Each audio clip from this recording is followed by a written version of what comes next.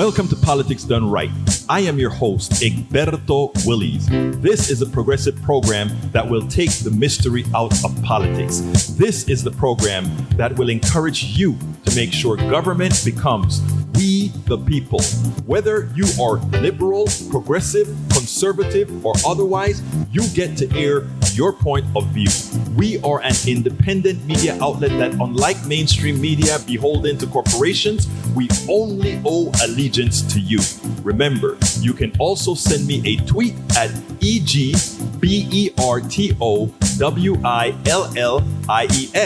That is at Egberto Willies. Let us engage. It is Politics Done Right. Welcome to Politics Done Right from the studios of KPFT 90.1 FM, Houston, your community radio station. We have a great program for you today. We have a great program for you today. We're actually starting it off today with Katie Jewett. She is a cancer liver. I called her a cancer survivor. She said, "No, I'm a cancer liver. I still have cancer. I'm just living with it." But she explains in her own context what abortion meant to her. It actually saved her life. But women have millions of stories about why they need to have ownership of their own bodies. What the Supreme Court has done is ceded women's bodies once again to the patriarchy. We got to get around that, folks. Today, also, the Supreme Court came out with a ruling that neutered the EPA. Folks, we have an extremist Supreme Court that is attacking women, attacking the environment, and doing all these things, and we can only expect a whole lot of more. So for all of you who are thinking, Democrats did not give us the things that we wanted, all the things we wanted, you are right. But it's your job now to go to those polls and elect progressives more and more and more to ensure that the things that you want effected gets done and we get rid of this Supreme Court. Welcome to one more edition of Politics Done Right. We have a very special guest today. The Supreme Court effected on women this week. Once again, patriarchy, but one that can actually kill. We have to be clear here. Don't buy what you hear on the outside. We have women who are living through the holy hell that this is going to create. I have the honor today to speak to Katie Jewett. Katie, welcome to Politics Done Right. I'm so glad to be here. It's so good to see you. Thank you so kindly for being here. First of all, Katie I tell you what, Katie, why don't you tell us your story first, and then we'll get into it in a bit more detail. Absolutely. So I currently have metastatic breast cancer, which is a type of breast cancer that has left the breast and gone to the rest of my body. So in my case, it's gone to my bones and to my liver, which is a really normal progression for metastatic breast cancer. It's a common misunderstanding with this disease that you can be cured. I cannot be cured, nor can anyone with metastatic breast cancer that we are aware of. It's more like diabetes in the regard that I have this for the rest of my life. I maintain it for the rest of my life, and it will eventually cause my life to end. I was first diagnosed with cancer when I was 28 years old, which is very unusual, yes. Yeah. And it was breast cancer, which is even more unusual. And went through treatment, and it was not easy or pleasant, but it was certainly bearable. And then went on with my life until I needed to have an abortion at 33 years old. So tell us that story, if you will. You gave an impassioned speech yesterday that when I saw it, I said I had to find you and I had to have you on because it's a personal story. Because when we hear all these things in the abstract, Katie, most people just look at it that way in the abstract. They don't see how all these laws that are passed, all these draconian laws, actually have effects on people's lives. Why don't you tell us about your abortion? Yes, absolutely. And I will try to do it justice, but it's one of those things about nervousness that when I'm speaking to a crowd, my mind just goes completely blank and I can't hardly see 2 feet in front of my face. So I hope to tell it with as much passion as I did yesterday. I found out I was pregnant when I was 33 years old. It was not a wanted pregnancy. I had used a condom. We had been careful, but the condom broke. And so I became pregnant. And the thing about that pregnancy is it was recommended to me by my doctor and then my GP, who I've had for years and years, and then another doctor. So I got a second opinion as well, that for my health and safety, I should not carry the pregnancy to term. The reason why is because the type of breast cancer that I have, there are actually a bunch of different types. So you might hear people talk about triple negative or HER2 positive. The type of cancer I have is estrogen receptor and progesterone receptor positive cancer. Right. It's the most common type. Women all over the world get it. So 1 in 8. So imagine a major section of that 1 in 8 women get what's commonly referred to as ER/PR positive HER2 negative cancer. What this means as far as reproduction goes, it's incredibly dangerous for me to have anything that floods my system with estrogen occur. Yes. So that can be eating too much soy. That can be hormonal-based birth control. That can also be a pregnancy. So a pregnancy is dangerous for me, and I had that confirmed by 2 doctors.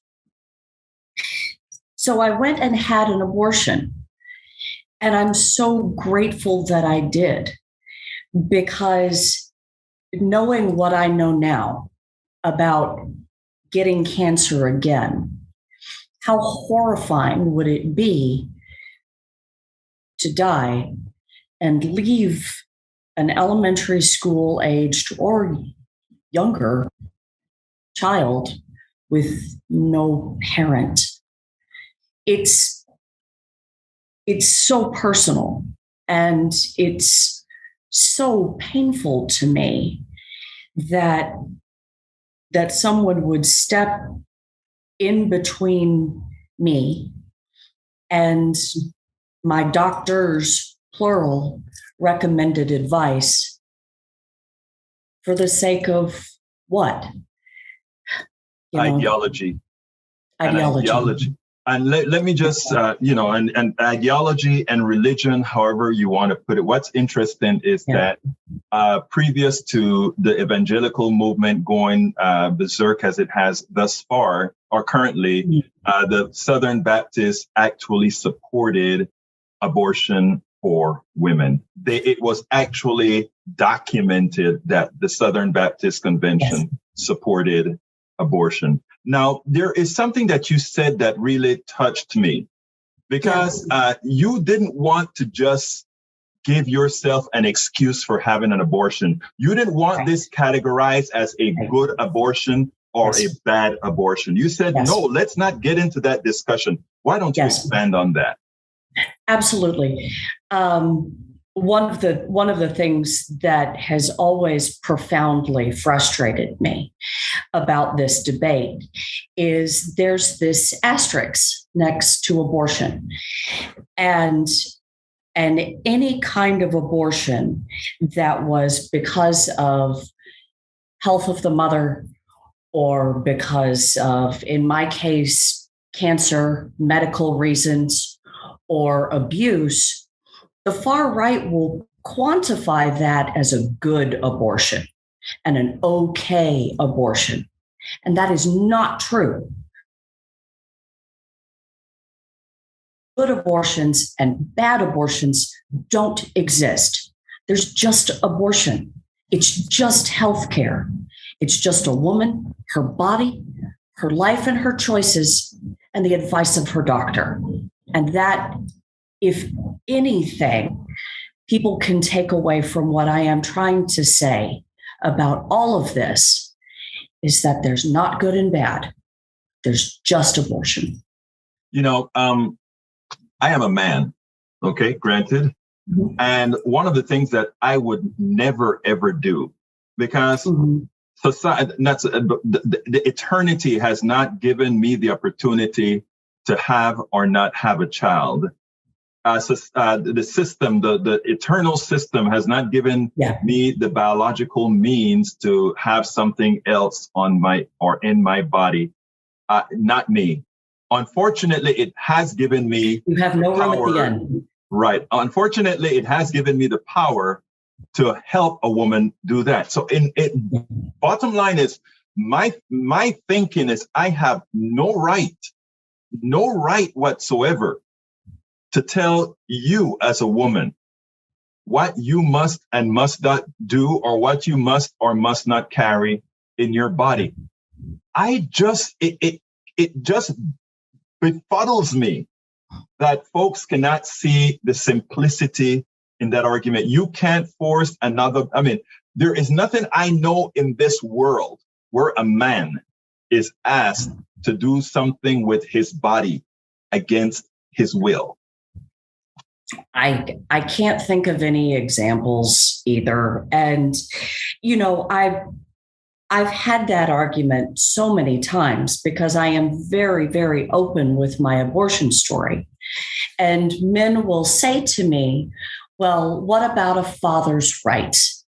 Well, what about, it takes two to make a baby. So why don't I get any say in a woman's decision? And I have to continue to point out what an unbalanced argument that is, because a man's contribution to a pregnancy is an orgasm. A woman's contribution to a pregnancy is her body and the rest of her life. That's a very unequal. But Katie, it's not only that. The man who asks that question should really say to himself, if I don't want a child, it is my responsibility as a man. If I want to go condomless, then I better make sure I have a vasectomy. Exactly. Ensure that I can't impregnate somebody. Those are, exactly. Men like to shuck their responsibilities in just about everything in our society. You take a look at our economic system, you take a look at every part of our system. If it affects a man, it's different than when it affects a woman. And we can go into some other departments here, but that's not the purpose of this particular discussion. I think that your story, more so than most, especially because the way you articulated it at the rally, because you didn't put yourself out as, hey, I get an excuse for abortion, but you made it clear it's a woman's body. Yeah. Yes, and it's so simple. It's so straightforward, and every single argument that you hear to the contrary is designed to obfuscate, to what about, and to push away the centrality of the issue, which is abortion is just abortion. There is no morality attached to it. It's just a medical procedure that a woman has to decide for herself with the help of her doctor, whether or not she wants to do it. And if she doesn't want to, she doesn't have to. And if she does, she should have that right. I agree with you 100%. And I want to add one thing, and this may sound to some a bit callous, but the truth of the matter is any dependency on another, the one on who's dependent decides. Mm-hmm. But that said, too often we see people want to control what the control that you have over your own body. But after we have the kid that's born, they forget that maintaining life for that kid means that kid needs to be fed, clothed. Remember, that kid needs a whole lot of other things that keeps it alive. And the fact that the same people who would want to deny you an abortion are generally not willing to do the things necessarily to give that kid an equitable life should tell you that it has very little to do with being pro-life as opposed to being pro-control or me being pro-empower of you. Your thoughts on that? Yes. No, 100% agreement, but it's something we have seen reiterated throughout our history. But I'd like to tie in slavery, control of people's bodies. Right. And forcing them to do labor that they did not receive the benefit from, forcing them to be separated from their families, forcing them to leave their home country and come to a country that they didn't necessarily want to go to.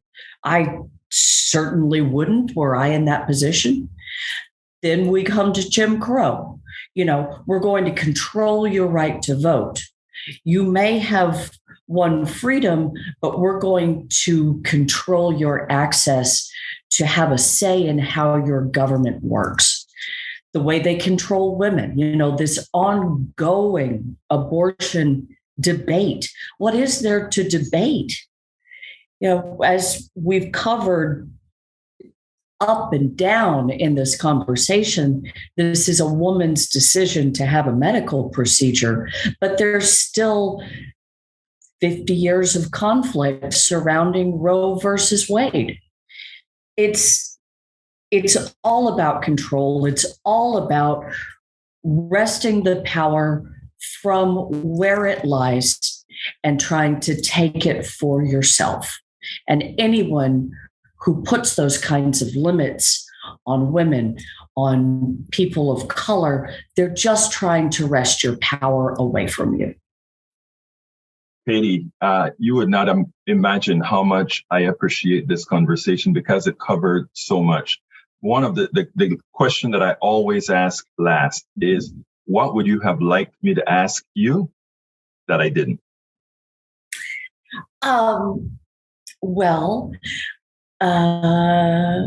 There's no way, I don't think, for you to have known this, but would you ask me what I'm getting for my birthday? Happy birthday, first of all, Katie. You did tell me you actually used some of your birthday time to be with us, and I thank you for that. But tell me.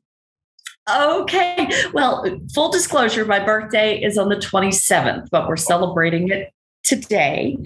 My husband, Jay Malone, who is just, he's the bee's knees.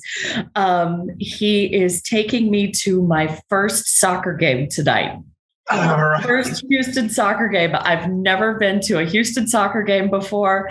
I'm so excited. We're going to go stay at a hotel downtown and watch a game. And he's even gotten us a late checkout. So it's a happy birthday to me. And when you have cancer, every birthday is a very, very special birthday. So I'm really excited. Well, you have a great guy, Katie. Katie Jewett, thank you so kindly for cutting out a bit of your time to spend with us, because I think your story, more than many, will actually cauterize in people's minds what this debate should really be about. Thank you so kindly. Thank you so much. It was so good to talk to you today. Thank you. Elie Mystal hits the nail on the head, something I've been preaching over and over and over again. First of all, I want to remind folks, in this country, we learned in high school, in middle school, that America has this stuff called separation of powers, which is true, the judiciary, the legislature, and the executive. And they try to make they define it as a co-equal branch of government. That was never, ever true. This country was always designed with a Supreme Court that is the ultimate power in the court, because to undo what a Supreme Court does is next to impossible. Anyhow, Elie Mystal gets it. And let's go ahead, listen to him, and then we'll take it on the other side, because there's much more that we need to say on this issue. You say there are things the federal government can do right now to protect these rights as well. What exactly can they do? What should they be doing? Okay, so there's the first thing out of the box from the Biden administration needs to be providing abortion services at federal facilities, right? We can do this by leasing the federal facilities to people willing to provide abortions out of their own pocket. That should get around the Hyde Amendment. There are federal facilities in every state, including the states who are about to force women to give birth against their will. And that is the first thing out of the box from the Biden administration. Now, Biden indicated that he would make abortion medication available. He didn't really say how. He didn't really say when. Again, that's an easy fix. He should, at federal facilities, like if you can go to your CVS, you should be able to now go to your post office and get your medication, because, again, there are federal facilities in every state. So Biden has a lot of power of things that he can do, even within the Hyde Amendment, to say nothing of repealing the Hyde Amendment. Biden was a 3-decade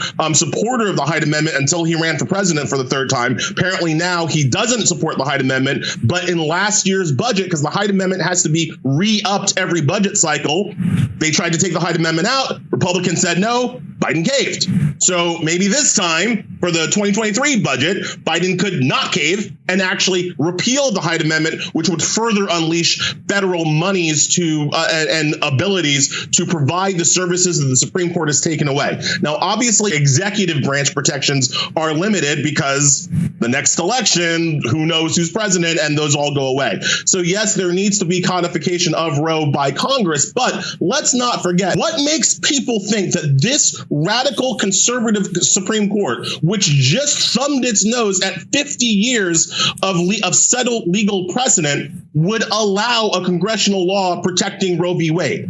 I'll tell you the answer. They won't.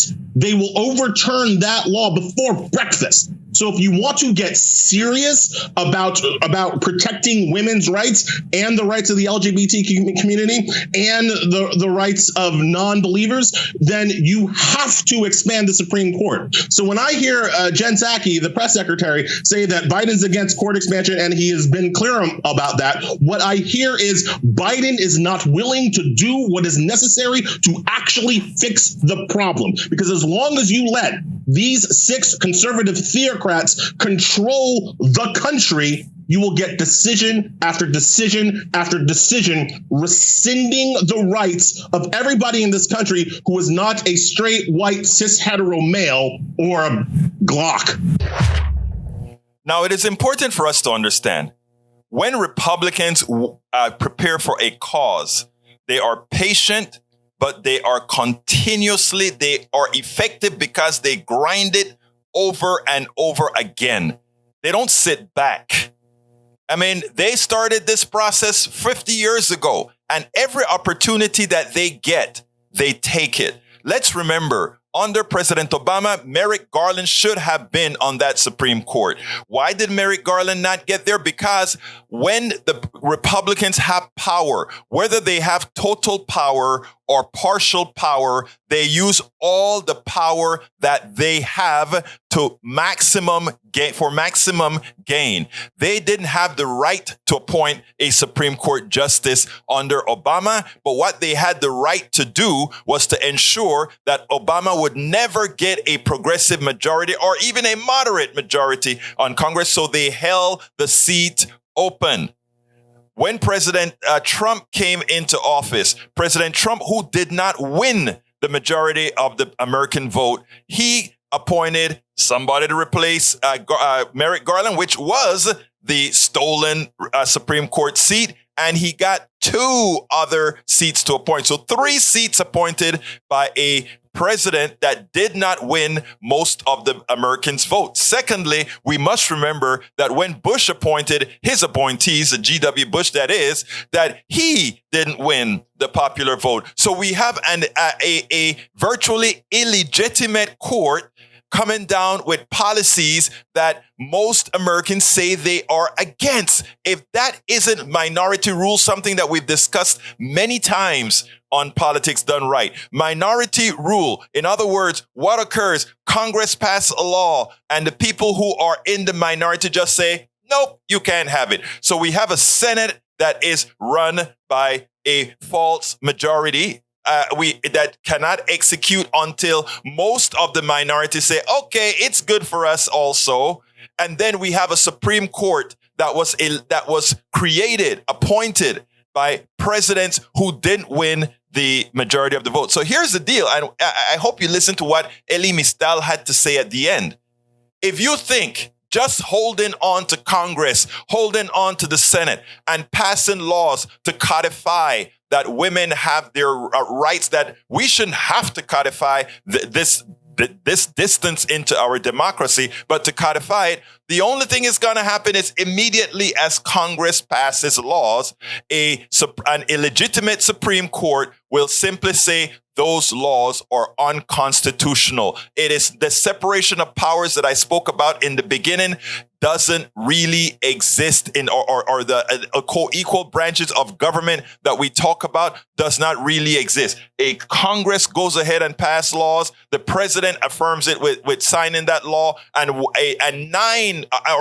six conservatives. Well, actually, we only need 5 conservatives on a 9-body Supreme Court can simply override what most people want. It has to be fixed. So when Elie Mystal says we also need to expand the Supreme Court to undo what has occurred with an illegitimate court that was appointed by less than the popular vote in America, that needs to be mitigated, folks. We have a lot of work to do. Now, my problem now is I don't see the urgency in the Democratic Party to tell Americans this is what's happening. You are losing your country.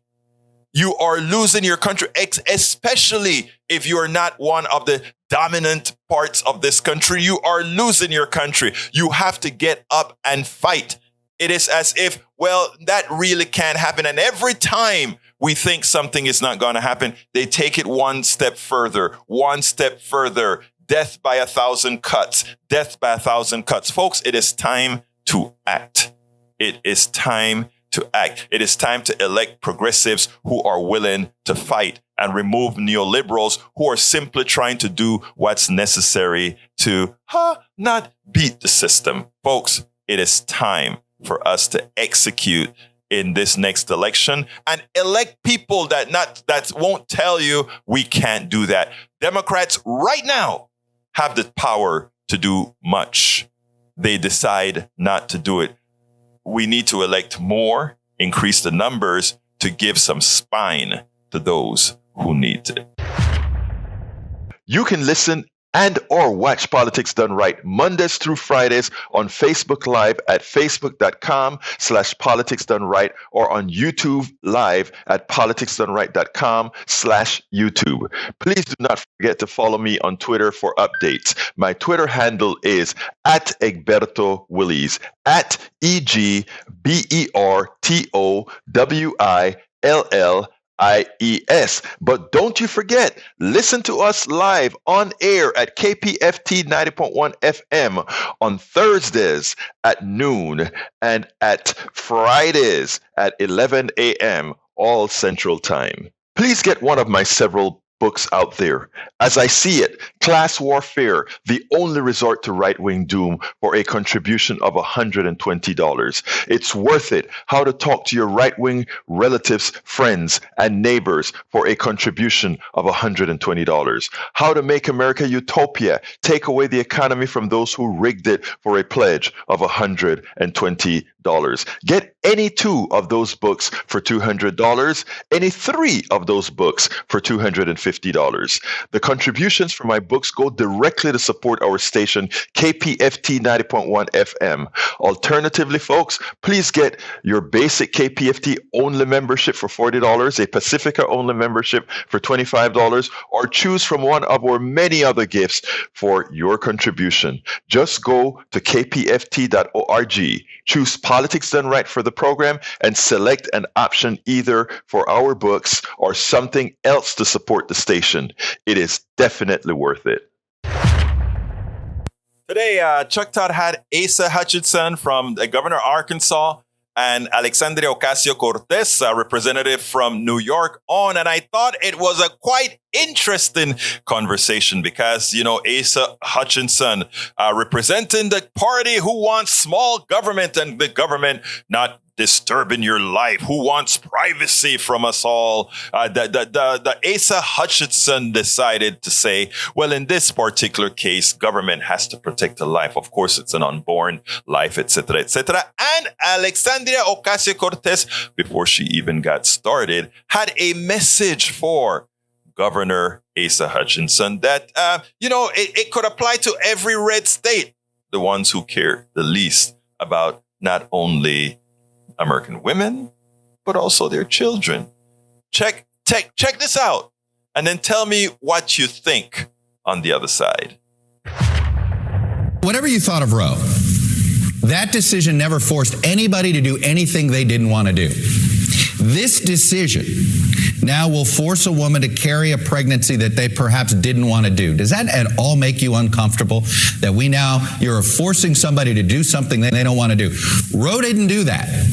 This ruling does. Well, no, I think it's a very appropriate ruling. Obviously, when you're looking at the government and the power of the government forcing someone to carry a child to term, you've got to think that through, and legislators are thinking that through.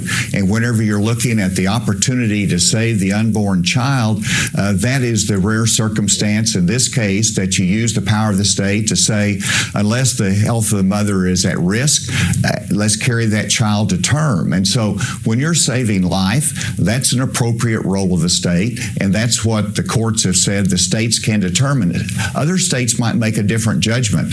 That's why we have elections. That's why we have elected representatives to make these best judgments pertaining to life, and that's what Arkansas did under this circumstance. Democratic Congresswoman Alexandria Ocasio-Cortez of New York, I want to get your reaction to the governor of Arkansas, especially specifically to this issue of it is that he is comfortable with the government essentially forcing a woman to carry out a pregnancy. Well, I think naturally I couldn't disagree more with Governor Hutchinson, but I think what's really important is honing in on this idea that the governor and the Republican Party and frankly the Republican legislature in Arkansas cares about the life of a woman and the life of a mother. The state of Arkansas and Governor Hutchinson governs over a state that has the third highest maternal mortality in the United States. 71% of the women who die are Black women as well. This is a state that has 26% child poverty, where 1 in 4 children are living in in poverty in the state of Arkansas, and forcing women to carry pregnancies against their will kill them. It will kill them, especially in the state of Arkansas, where there is very little to no support for life after birth in terms of healthcare, in terms of childcare, and in terms of combating poverty. This decision and this policy will kill people, no matter what their spin and what their talking points are. And that's what the data shows, and that's what the statistics show. Now, let's be clear here, because the governor in his messaging said, let's bring the child to term. It's not about let's bring the child to term.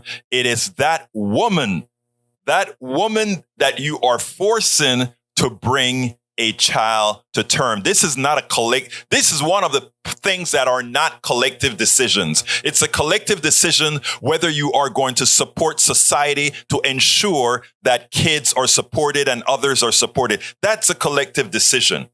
The decision for a woman bringing a new person into this world, that's a single decision done to one person's body. You are saying as the government that you will control that person's body and what comes out of that person's body. And Alexandria Ocasio-Cortez did wonderfully well in pointing out that the Arkansas itself, 26% of your kids are in poverty, 70% of the child problems, women that die in child's birth are people of color in your states. And we can go on and on and on, where the support for the living in your state doesn't justify the absoluteness with which you want to force women into bringing new people into this world. You have no right.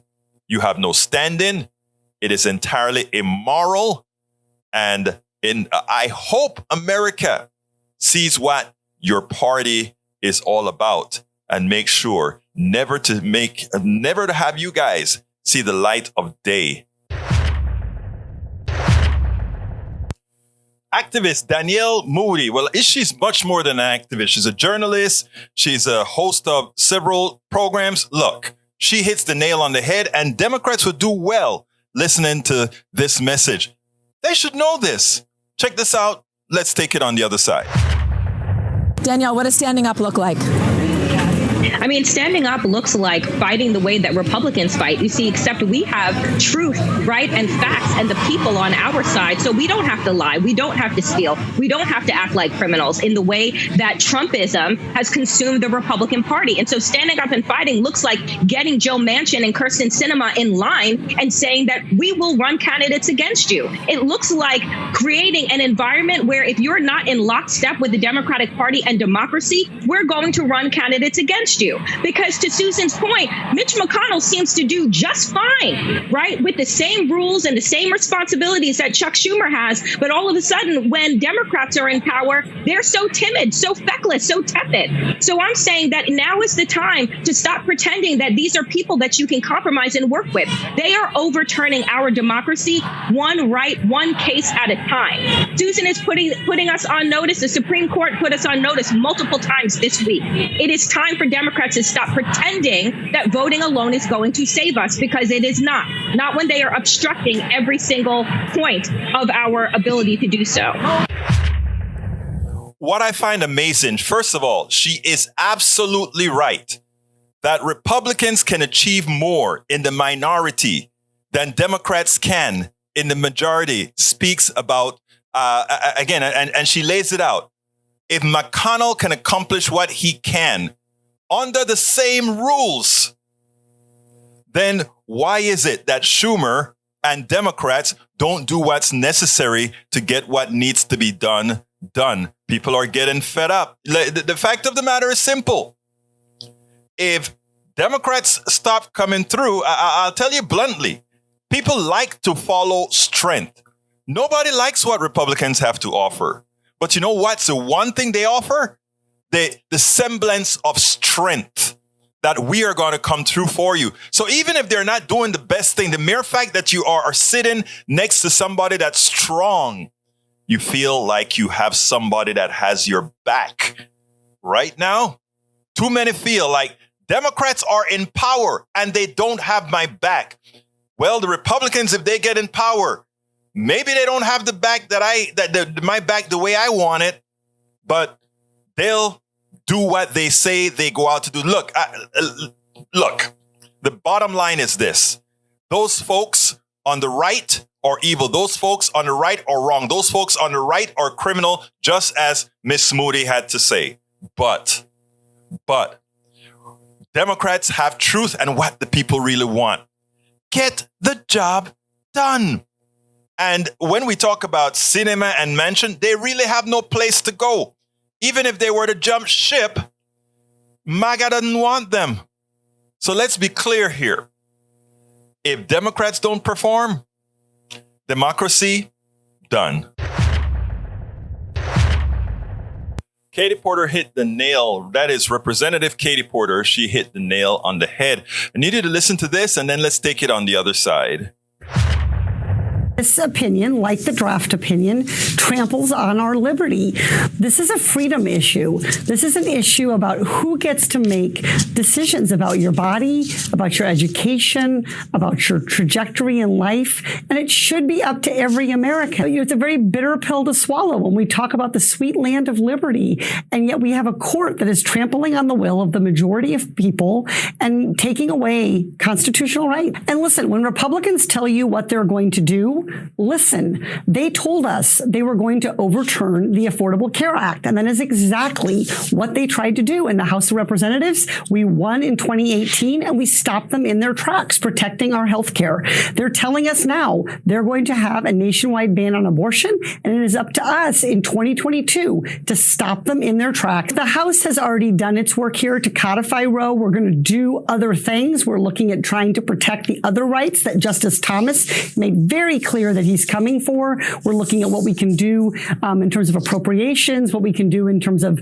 administrative and executive branch roles to help support protecting the right to health care in the meantime. But fundamentally, this is about the Senate. That is what has brought us to this, along with the Supreme Court. We need to overturn the filibuster. Supreme Court is not a democratically elected institution, but the Senate sure as hell is. And they need to stop fiddling around and hiding behind arcane procedural rules, get rid of the filibuster, and take an up and down vote on whether or not they are protectors of liberty and freedom. In a little over a minute, what Katie Porter did there is explain the entire process, the entire issue, and how we get out of it. Numero uno, she points out that what the Supreme Court did was an attack on our personal economies and an attack on our freedoms. Numero dos, she points out that Republicans are constantly telling us the things that they intend to impose on us all. These are negative things most of the times, of course. That's what they intend to impose on us, a fascistic type of government. Number three, she points out that, yes, we have solutions that the Congress, because it is still functioning in some gerrymandered, but still somewhat democratically, they have a whole lot of solutions that's just waiting on the second part of Congress to take care of, meaning the Senate. And numero cuatro, the most important part, she points out, what is holding back progress in this country right now, and it's a double-edged sword, is the filibuster in the Senate, and the filibuster in the Senate must go. Here's the problem, right? Democrats are saying, people, please go out there and vote to support us making changes for you. The people come out and they vote, and then they don't see a lot of the changes, and they say, well, this is completely a non-functional government. While we have those already in power who have the power to make the necessary change in the Senate so that we can work like a democratic republic, and we refuse to do it. Folks, one more time, 2022. Get us 4 more progressive senators, and it would be misión completa. It will be mission accomplished. One more time, we ask you, go vote. I understand that there's a lot you wanted to see done that has not been done, that haven't been done. Let's go ahead. One more time, go out there, bring in more progressives, and it will be done. I could not have been more impressed with these two women that you are going to listen to here, and then listen to them. And then let's go ahead and take it on the other side, because these women, these young progressive women, get it. Talk to me first about why it is you wanted to come out here today, because something that struck me was when you were speaking earlier and you mentioned your anger because you had received a text message from the Biden campaign. Why is that? So I received a text message from Joe Biden's campaign yesterday saying that the Supreme Court had overturned Roe versus Wade, and that it was my responsibility to then rush $15 to the Democratic National Party. And I thought that was absolutely outrageous, because my rights should not be a fundraising point for them. or a campaigning point. They have had multiple opportunities to codify Roe into law over the past 20, 30, 40, 50 years, and they haven't done it. And if they're going to keep campaigning on this point, they should actually do something about it. What are you most worried about, Julia? I'm most worried about what comes next, because Roe versus Wade was a precedent for Obergefell versus Hodges, Loving versus Virginia, Irving versus Texas, gay marriage, interracial marriage, and privacy in the bedroom. And those, as Clarence Thomas came out yesterday, they're going to be falling like dominoes.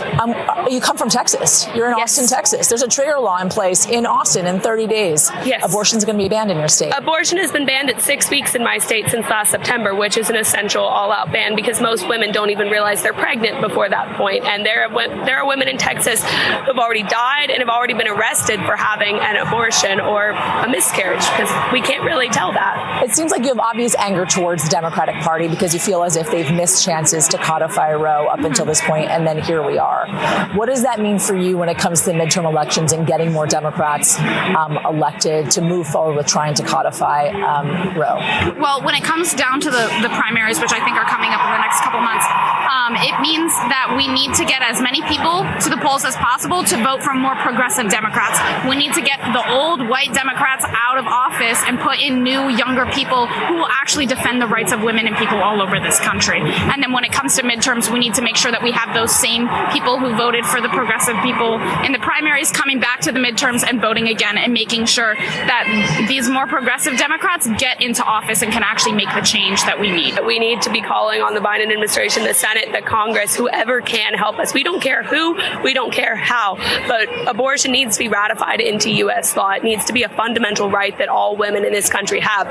No sanctuary states, no some women have access, some people get funding to go. Yeah. Every single woman in this country needs her inalienable right to bodily autonomy, because right now we have less bodily autonomy as women than corpses do.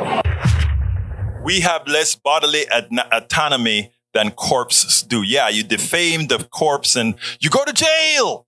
Okay, anyhow, folks, let me just say, first of all, these women, I am so impressed with these two young ladies. But here is something. What disturbing. Oh, now that abortion is overturned, Roe versus Wade is overturned. Give us $15 for what? Were you in the communities trying to get these people elected, the progressive elected? No. Let me tell you something, okay? If you want change, give your money to local organizations that are doing the work. Give your monies to, this is going to be self-serving. Give your monies to local media that's trying to inform the appropriate people that go out there and vote and actually get things done. Not to these organizations that spend a ton of your monies, $10, $15, $20, $30,000 to some consulting firm that really doesn't know what's happening in the community. I tell you what, those two girls, those two young women are so smart in that they got it. She got upset for getting a request for sending $15 to a committee that should have done much more engagement in the community, which would have prevented the people elected that caused these Supreme Court judges to be appointed. We need people in the community, not in these mega establishment organizations that are accomplishing very, very little. You want to accomplish something? Grassroots. Invest in independent media. Invest in local organizations that are on the ground. The DSA, all these other organizations that are working their butts off, Indivisible, all these organizations that are saying, we are on the ground talking to the people that matter. They are the ones that need funding. They are the ones that actually go from $1 to the people. $1 to the people, because they actually effectuate change. Folks, those two young ladies, kudos to you. Lawrence O'Donnell nails Governor Greg Abbott. Greg Abbott really came out and said he was very happy with what the Supreme Court decision on abortions. And then, of course, Texas has some of the most draconian laws because, again, our laws against abortion doesn't even allow for if someone is a victim of incest, they still have to bring that baby to term. And watch what Lawrence O'Donnell did to Governor Greg Abbott. It was a thing of beauty. Check this out. The largest state where women and girls have lost the constitutional right to control pregnancies is Texas. And Texans absolutely do not want to lose that right. A new Quinnipiac poll shows that 59% of Texans believe abortion should be legal in all or most cases. 79% of Texans believe that abortion should be legal for victims of rape and incest. But new abortion bans in Texas have no exceptions for rape and incest. 12-year-old girls in Texas who are raped will have to give birth, according to Texas law. If a 12-year-old girl is raped by her father, she will have to give birth to her sister, according to Texas law. Texas Governor Greg Abbott has not spoken publicly about the Supreme Court decision, but he did issue a written statement, quote, "The U.S. Supreme Court correctly overturned Roe versus Wade and reinstated the right of states to protect innocent unborn children. Governor Abbott will not protect innocent 12-year-old children if they are raped." 79% of Texans say Governor Abbott is wrong about that. 79% of Texans say that victims of rape of all ages, children and adults, should have a right to end that pregnancy. You're not going to believe what the governor of Texas says about rape, because it's not true. Why force a rape or incest victim to carry a pregnancy to term? Rape is a crime, and Texas will work tirelessly to make sure that we eliminate all rapists from the streets of Texas by aggressively going out and arresting them and prosecuting them and getting them off the streets. So goal number one in the state of Texas is to eliminate rape so that no woman, no person will be a victim of rape. That is the Texas Republican plan to make sure that no victim of rape in Texas will ever need abortion. Eliminate rape. Texas is number one. It's the second biggest state, but it's number one. California has 10 million more people than Texas. Texas is number one in forcible rapes. 13,509 victims of criminal forcible rape in a year in the state of Texas. And the governor of Texas tells the lie that he is going to eliminate rape so that no woman, no person will be a victim of rape. So 13,509 is going to become zero. I guess this is the kind of lie people like Greg Abbott think they have to tell when they are forcing 12-year-old rape victims to give birth. There is not one person in Texas, including Greg Abbott, who believes that Greg Abbott is ever going to eliminate rape. Now, Texans know what Greg Abbott looks like when he's lying. Consider the cruelty of that lie. That is a lie told in service to the Republican policy of forced birth, the Republican cruelty of forced birth, forcing raped children to have children. That is a Republican policy. And there is not one Republican in Texas or one Republican on the Supreme Court or one Republican anywhere in the country who will ever tell the truth about what they have decided to do to little girls who are raped, to women who are raped, to girls who are victims of incest. The Republican policy for rape victims is to victimize them again and force them all to give birth. We'll not find a more grotesque lie in response to that question than Greg Abbott saying that he's going to eliminate rape in the state that is number one. Texas is number one in forcible rape. You can't make this thing up. If it weren't that these are the lives of real women and girls, it would be amusing. The silliness that this governor had to say. But these are the lives of real Texans. These are the lives of real young women, real girls. And we have men in Texas, the Republican troglodytes in Texas that would that intend to impose their will, their power over women. Will women get a chance to take care of that in November? Whether they choose to or not, it's up to them. But any woman voting for any Republican, whether in the state of Texas or nationally, is voting against her own rights, is voting against her own interest, is voting to ensure that the patriarchy continues to control her body, continues to control her will. Please get one of my several books out there. As I See It, Class Warfare, the only resort to right-wing doom, for a contribution of $120. It's worth it. How to talk to your right-wing relatives, friends, and neighbors, for a contribution of $120. How to Make America Utopia, take away the economy from those who rigged it, for a pledge of $120. Get any 2 of those books for $200, any 3 of those books for $250. The contributions for my books go directly to support our station, KPFT 90.1 FM. Alternatively, folks, please get your basic KPFT only membership for $40, a Pacifica only membership for $25, or choose from one of our many other gifts for your contribution. Just go to kpft.org, choose Politics Done Right for the program, and select an option either for our books or something else to support the station. It is definitely worth it. You can listen and or watch Politics Done Right Mondays through Fridays on Facebook Live at facebook.com/Politics Done Right, or on YouTube Live at politicsdoneright.com/YouTube. Please do not forget to follow me on Twitter for updates. My Twitter handle is @Egberto Willies, @EGBERTOWILLIES.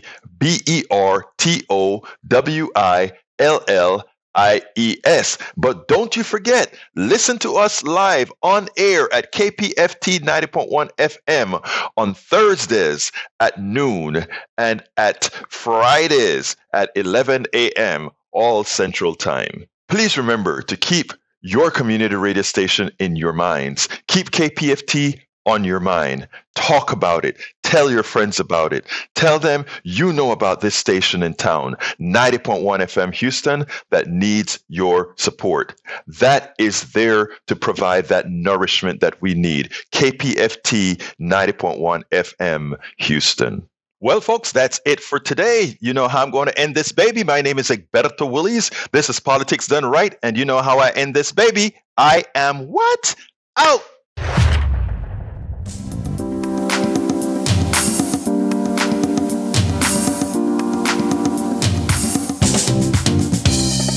Welcome to Politics Done Right.